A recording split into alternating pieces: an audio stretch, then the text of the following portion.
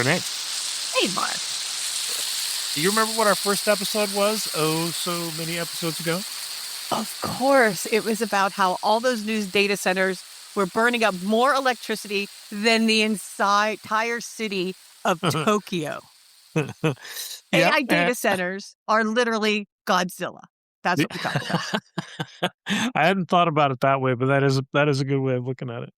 So, yes, that was our first episode. And you know what? They're not just hungry, they're thirsty too. Oh, just like Godzilla. For water. And they're drinking a lot of water.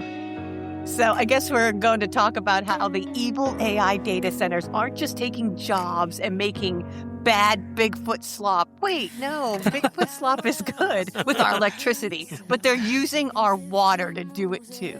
I had to put that in the script just so you would say it like, oh no, Bigfoot slop. Oh, come on, it's good. Yeah. Hey, folks, welcome to another episode of the Nostalgic Nerds podcast. I thought it was about time we come back to a topic we started way back in the beginning of the show, which is like, it's not really like way back, but, you know, really, like it's 4 like months 30 episodes ago. We're pretty prolific over here. Yeah, that's true. We're going to talk about how AI data centers are soaking up and using millions of gallons of water in their quest to keep all those centers running cool and training all those models so you can get, good Bigfoot slop. But it wouldn't be a Nostalgic Nerds podcast episode if we didn't go back and look at the ways water has been used throughout the centuries to show that scaling industry is often tied to scaling water use. So get ready to float down the rivers of history as we explore the industrial use of water. Oh, this is so exciting.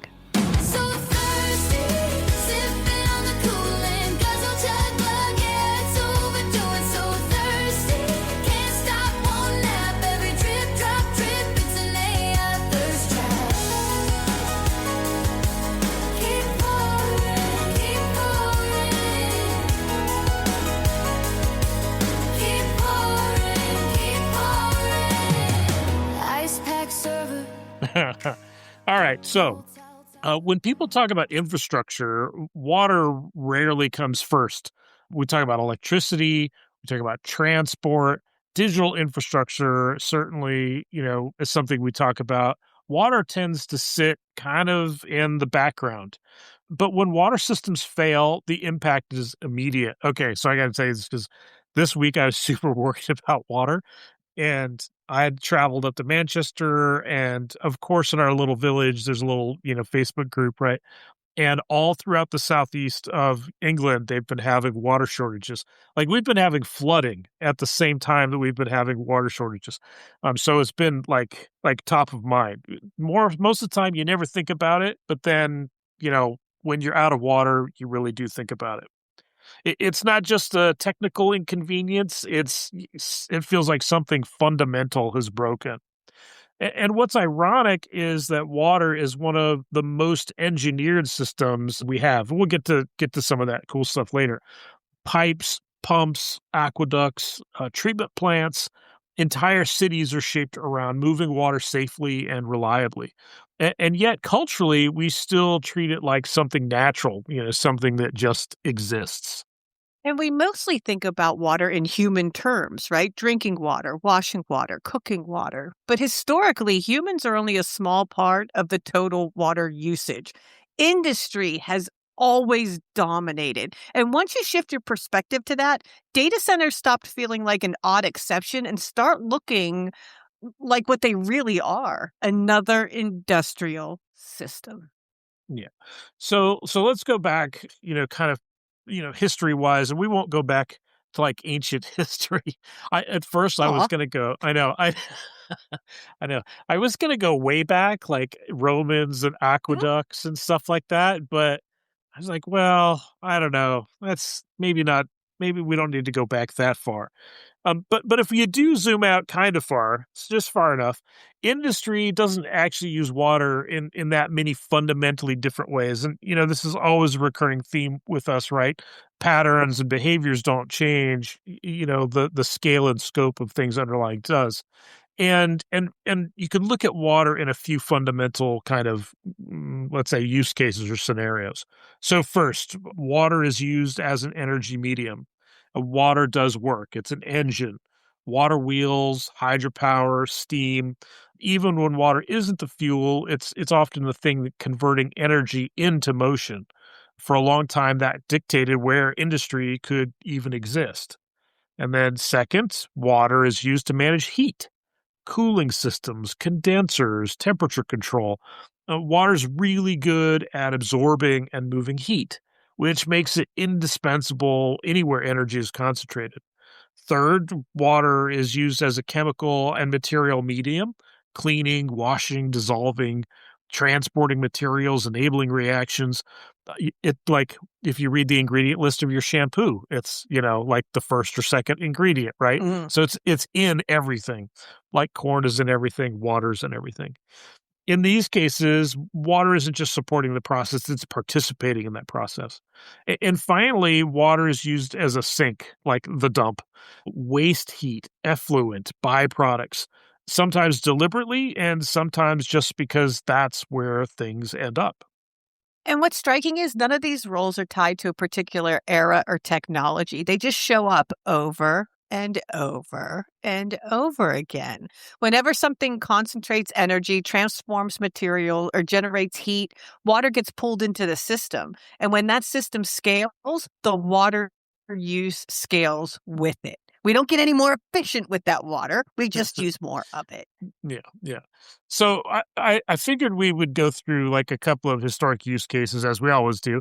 And I wanted to start Victorian era London here. So one of the clearest examples of this is Victorian London.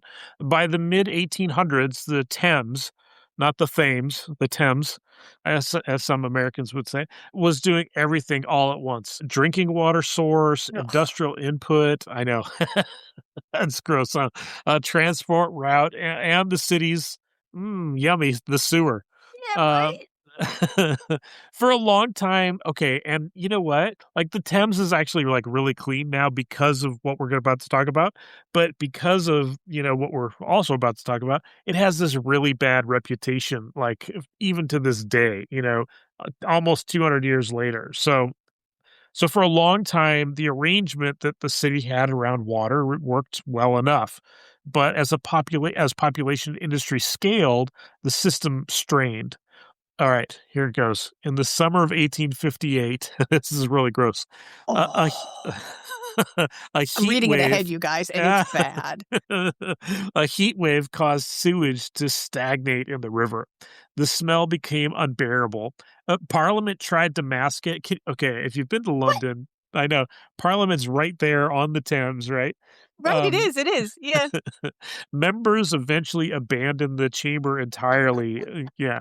They tried burning stuff and they tried, different, vapors and scents and things like that. But that moment became known as the Great Stink of 1858. All right. So that wasn't ignorance. People already understood that sewage was dangerous, and they'd known this for hundreds of years. This was a failure of scale. A system that worked at one size collapsed at another. And the person that we have to thank for this, the person who fixed it, wasn't a politician or a doctor, but an engineer, because we love engineers. His name is Maybe Joseph. more than doctors and scientists. Yeah, Maybe, I don't maybe, know. maybe.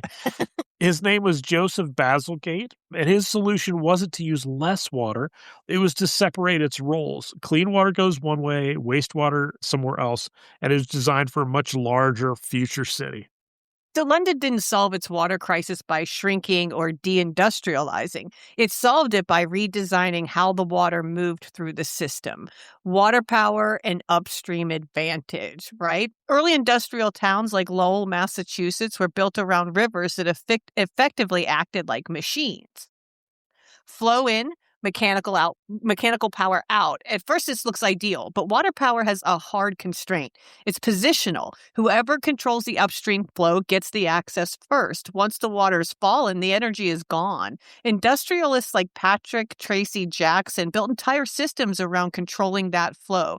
Downstream users suffered. Output output became unpredictable and growth stalled. Eventually, water-powered industry gave way to steam, not because water power was inefficient, but because it couldn't scale evenly. And if we've learned anything from all these stories, right, that as the world around you scales bigger, the technology changes, even though the underlying idea stays sound. Yeah.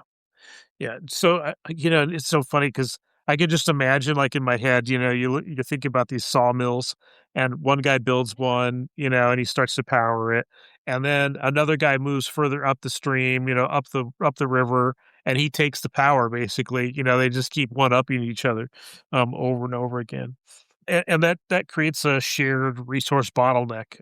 And early access matters more than efficiency, and and so for water, you could just keep like access is the key for this. So why wouldn't you just start at the mouth of the Columbian River and call it a day? Just I start think there. I think, eventually that's what they tried to do, but, that really ticks everybody off further Yeah. downstream. Yeah. So let's talk about our next use case here. So, Owens Valley in Los Angeles. So, right, what's that movie? Was it Mulholland Falls? Mhm. Yeah. It's a great movie. So early 20th century Los Angeles wants to grow, but it didn't have enough water. The solution was an aqueduct engineered by William Mulholland. Yeah, his name is all over the place in LA.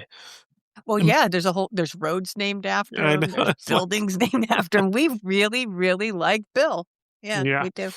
For Los Angeles, it was like this big engineering triumph. For Owens Valley, though, it was devastating. Farms failed, Owens Lake dried up, dust storms followed. Like people don't even realize that there was a lake up there, you know?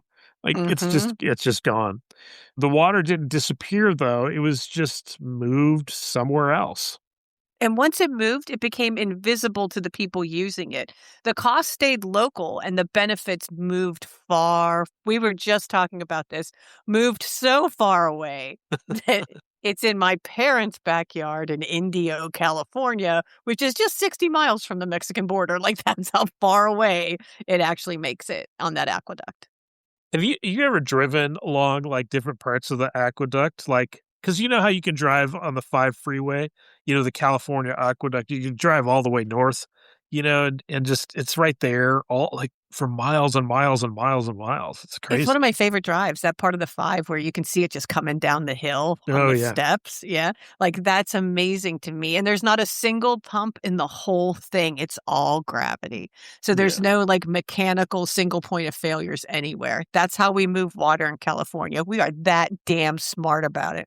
yeah, and if I were in Colorado like I was, 10-ish years ago, I'd be cursing at you for stealing my water. That's okay.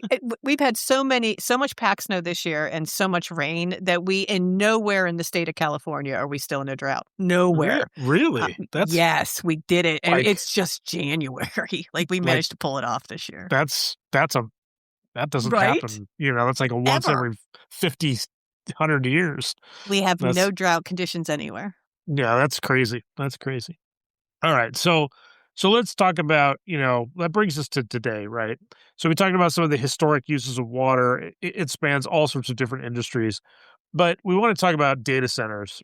Data centers today use their water almost entirely for one reason and one reason only, and that's removing heat. Now, way back in episode 1, we talked about GPUs and how much heat they draw and electricity and all of that. But all of that electricity that goes into a server becomes heat at some point. With modern AI workloads, those servers run continuously at a very high density. The heat has to be moved away all the time. And depending on design and climate, large data centers can use hundreds of thousands to several million gallons of water a day. And that's steady daily input. So think about this. The average US household uses roughly 300 gallons of water per day. At the upper end, a single large data center can consume as much water as several thousand households. So water's always felt almost invisible cost-wise, but when you look back over a few years, the bill's gone up, and it's not because we use more water. It's the change is the cost of the system, right? We have aging infrastructure, we have new treatment standards, we have climate resilience. An evaporative cooling system, a significant portion of water evaporates and does not come back. It evaporated. We didn't catch it. We didn't let it fall back in. No, it's gone. Other systems reuse water in loops, but some must still be discharged and replaced. You can't take cooling water and reuse it without treating it, right? So all of this stuff, how we plan to use this stuff, utilities have to plan for delivery, treatment, discharge, and long-term capacity of their water. And they're going to have to figure out how to reuse that in a legitimate way to cool these data centers. Because at the end of the day, Mark, I mean, that's the thing. Like even running the data center, I would tell you, the thing I cared about most was that the water sensors in the floor were working. Yeah. Right? And if I had a leak, I'd know, and I can hurry up and get it fixed, shut Yeah. down that part of the floor, do whatever I had to do, get it fixed. And it was usually happening because of the refrigeration system, right? Like something was leaking somewhere in the air conditioning system that it's now in the floors and we have to go figure it out. Yeah. But like I can't imagine that for a giga data center. Like my data centers were 20,000 square feet. Yeah, Like it's it's crazy. It's a totally different architecture now than it was when we were, running data centers before. Like you wouldn't even bother with like and we're not air. building them anywhere where that makes sense. Like we're Yeah, building tons of raised flooring, which is kind of what we call data centers, tons of raised flooring in Arizona, Texas, where they yeah, have droughts. yeah, Arizona, where it's 130 degrees. And we know that because they complain about it all the time. yeah, Phoenix is always complaining about how hot it is, yet that's where they're building all those data centers. yeah. The one up in Wyoming, we may not have as many problems there, but that doesn't seem to me, that seems pretty landlocked. Like, I don't remember Wyoming being the land of 1,000 lakes, right? Like, I wonder if we're really thinking about that. And if we're not really thinking about that, where the hell do we think it's going to come from? Yeah, yeah. I mean, we'll get to some of the future stuff, but like, you know, like, I think of just, what, like, the hobbyist movement is doing with liquid cooling, right? And they get all their 3, 4, 5, whatever GPUs in a box and, their gaming rigs and all that. And these guys run literally, liquid cooling, not running refrigeration, right? They're not running an air conditioning. They're running pipes with water so they can diffuse the heat faster. Then they run it out the system to either through evaporation or through, other cooling, like, a heat pump or whatever to cool the water, then move it back in again. And it's like you wouldn't bother blowing cold air, like Yeah. that's not even efficient anymore. So, it's kind of crazy how some of this works now. So look, what does this lead us to though? Historically, moments like this end with adaptation. Something's got to change. Closed loop cooling, non-potable water, wastewater reuse. These all reduce freshwater demand, but add cost and complexity. It's interesting because you think about how, particularly in the States, there isn't a separate system between potable and non-potable, or at least that's not accessible to residential users, right? You don't typically see, you open the tap, everything's potable water, and it was treated, it was moved around and that. So, that kind of thinking, likely needs some change. It likely needs some, ways to address that. And it's not just the data centers, right? Like semiconductors. Do you know how much water it takes to make one plate of semiconductors? Like Taiwan didn't have a typhoon once and they didn't have enough water to do it. Like when you think about like how much power generation, agricultures, cities themselves all compete for the same water. Efficiency alone doesn't solve this. Water is local, it's seasonal, and political. And let me tell you something, like the one thing that I remember, I think it was back in 20 I don't remember if it was the Obama administration or the first Trump administration, but it goes back that far, where the CEO of Nestle is at Davos. And he's having a conversation about water because Nestle got caught buying water from the reservoir up in Northern California. And they were buying the water at residential rates, bottling it, and then selling Yeah. it at $3 a bottle. Well, you didn't buy it at business rates. We're in a drought. We're being told not to water lawns, but Nestle's paying Yeah. residential rates for water and selling it, right? He goes and all breaks loose. Like everybody in California is mad at them. Nobody wants to talk to Nestle anymore. The EPA is going to go. California EPA is really mad. Water authority is ready to lose their mind. And he goes to Davos and he says, and I quote, "Water is not a human right." Boom. So we have to think about that, right? There have been armed conflicts down in South America over the fact that the government won't let people collect rainwater.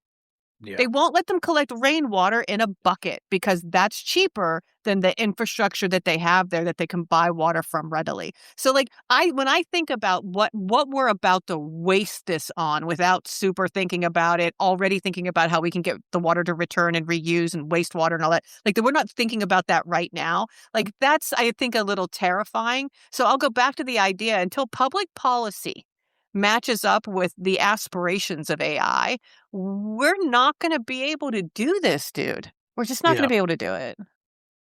Yeah, I think that's the key, the solution around the future here is sure technical change, but also political and environmental change. You can't you can't magic up new water, right? It doesn't. It just doesn't exist. And so the solutions will have to be, oh, well, guess what? I'm not going to use residential water. And on that, like, talk about your residential bill. Like, what does it look like lately? Has it gone up? Is it Oh, it's definitely gone up, but I don't, I'm PG&E or somebody like that. right? So like everybody in California, every utility in California has been sued for one reason to another and has paid fines in the billions. And so I can see why I'm paying more, like because they've got to pay those fines. But I also live in the California desert. I have a pool and a lawn, and I have a half-acre of land that has nothing but grass on it. So if you don't think I'm paying a ton and a half for water, I really am. Oh, by the way, the pool has a hot tub, and I have a jet tub that I definitely sit in every night after I fill it almost all the way to the top. So yes, I have a big bill, and we budget for it, and we know it. And when we don't want that big of a bill, we'll move somewhere smaller. Here's what I Yeah, will tell you, though. My parents get the same water from the same companies, but because they live in a 55 plus community, they get 30% off their bill, yeah. right? But So, yeah. But okay, so, look, I've got a pool, sure. I got 6 acres of grass, but I don't have sprinklers or anything. It's There England. you Like, go. You why don't have would to you water it twice I a don't have day to every water day. it, right? But, like, if you think about the amount of usage, like, what did I say? 300 gallons is, kind of average usage for a home. And, we're not talking about 300 gallons here. Like, it's the same scam that was pulled on, Keep America Beautiful, right? Pushing the responsibility of conserving water, keeping, Damn it, man. You just made me mad. You made me mad again. You know how I hate that Indian standing on the side of the road. He really is an Indian. And now I he's know, standing I on the know. side of a river? Come Yes. on, man. Come on. But you think like data center, millions of gallons a day. Renee's house, a few hundred gallons a day. Yeah. Like, yeah, of course, there's lots of Renees out there in the world, but guess what? There's lots of these data centers popping up too. It's just, so something has to change, right? And one of my favorite technical innovations that I've seen lately is the submerged servers. We talked about this the last time we talked about this, but submerged servers, like literally, I'm at Microsoft's, innovation center, and they have these boxes running one of their whatever regions, Azure regions, and it's like it's in some sort of liquid and it's completely submerged. And I was like, "Okay, that's cool, man," you know?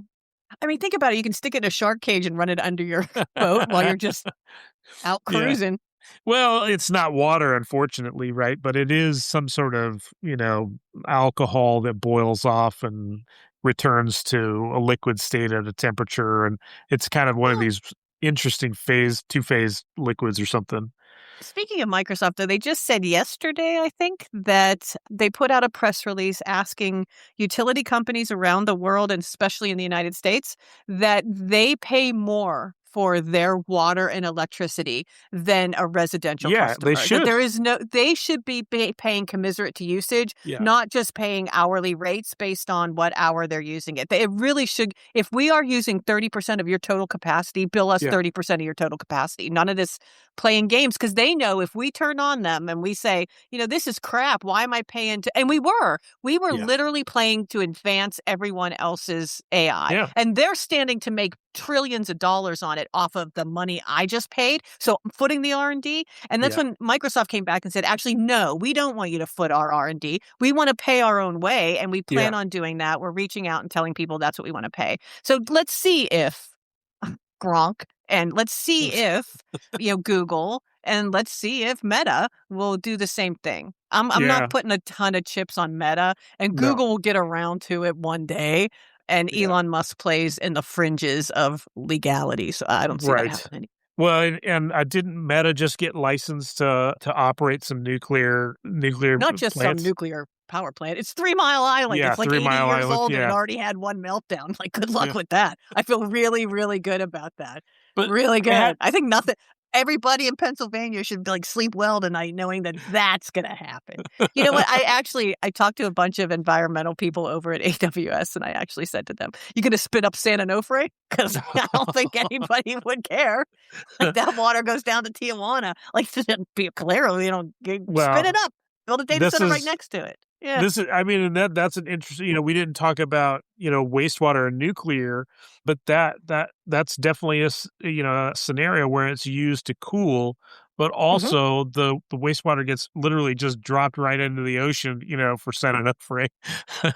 It's Did where, you re and you know what? Until the currents changed, because we had been wastewater full of radiation because it had a leak, would be going down to Tijuana. And Yeah, people in Tijuana were like, something weird's going on down here. And then for some reason, I don't know what happened, the currents changed and the yeah, water didn't go down there anymore.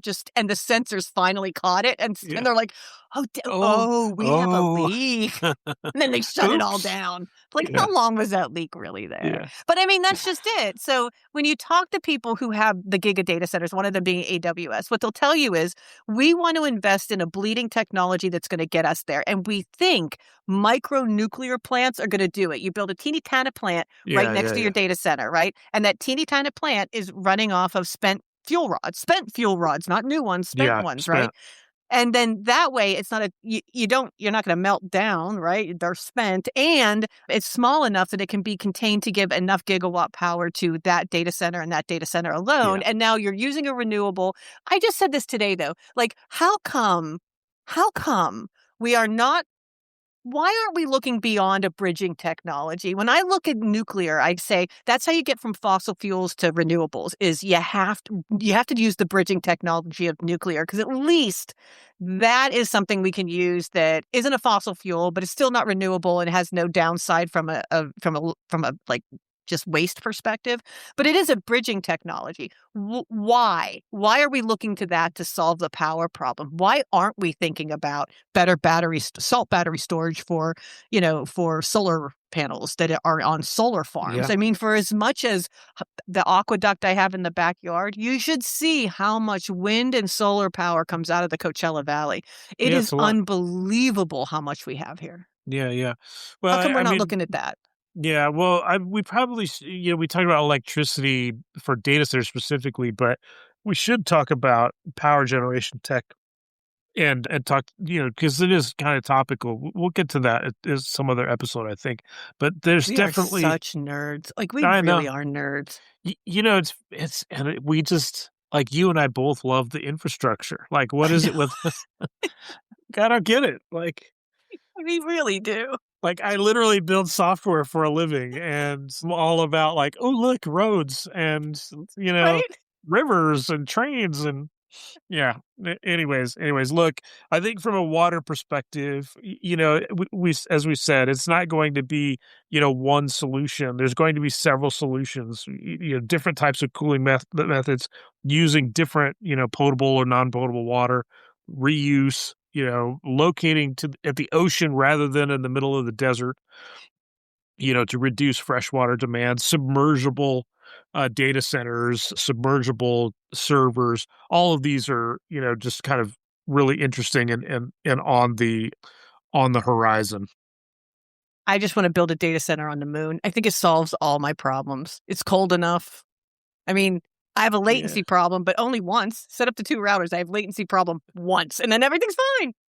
Everything's fine after that. I don't see the downside. I can make as much Bigfoot's like AI slop as I want. I think it's good. I don't I don't know. I don't know. I mean, you know what? We already have small data centers in space, right? Starlink. Yeah, yeah, right? Like, I would Yeah. just stick one on the moon. I'm all good for it. And What's apparently the so is AWS. They put a ton of money into that to see if they could build one on the moon. what's the Yeah. round trip on transmission? Is it 3 seconds? To the moon and back? Isn't it like Yeah. 16 minutes? Like, I think it's really long. No, no, no, no. The transmission time. It's not Oh, okay. 16 minutes. It's But not how long? Alright, you keep yeah, talking. okay. I'm gonna look it up. Okay. Well, okay. So she's going to look it up. You know, different types of technology. It's not just going to be about data centers and data center, usage, but semiconductor fabs, power generation itself. I think we'll get into that in another episode. Agriculture, cities themselves all compete for the same water. So it's not just about efficiency. It's going to be about, seasonal, local solutions with political will behind them. And that's going to be really, really challenging. 3 seconds. 3 3 second seconds. delay. I told you it was 3 seconds. Yeah. Yeah. Yeah. 3 seconds. 3 One seconds. Oh, 3 minutes 3 minutes to 22 minutes from back and forth from Mars. Yeah, yeah, So yeah, let's yeah. not put one on Mars. Let's just put it on the Yeah. moon. 3 On the moon, seconds. 3 seconds. What's the big That's deal? like Cat 5 cable. 3 seconds. Like, what the hell? All right, let's wrap this up here. Definitely. Yeah. Okay, go for it. I have to get back to it. Every time Oh. infrastructure scales rapidly, it exposes assumptions we didn't realize we were making. All about resources being cheap, about capacity being infinite. And water broke those assumptions. And historically, it's what forces the systems to grow up. So thanks, everybody, for listening. This has been another episode of the Nostalgic Nerds podcast. You can hit us up on whatever. No, Wherever TikTok. you get your podcast. And please subscribe. Send us an email at nostalgicnerdspodcast@gmail.com. Did I get it There right? you go. That's it. And we would love to hear from you if you have an episode or if you want to be a guest. Like, hey, reach out. We would love to have you. And we would love to talk about whatever you want to hear. Mark, this is always fun. Thank you. All right. Catch you later. Little metal mind in a hoodie, sweating ones and zeros out. Somebody get this box of beverage, it's about to short from the drought. Fans spin like tiny hurricanes, still it needs that chilly tap. It's begging for backstage water. What a diva of a data rat. So thirsty, sipping on the cooling, got no chug plug, yeah, it's overdoing. So thirsty, can't stop, won't nap. Every drip, drop, drip, it's an AI thirst trap. Keep pouring, keep pouring.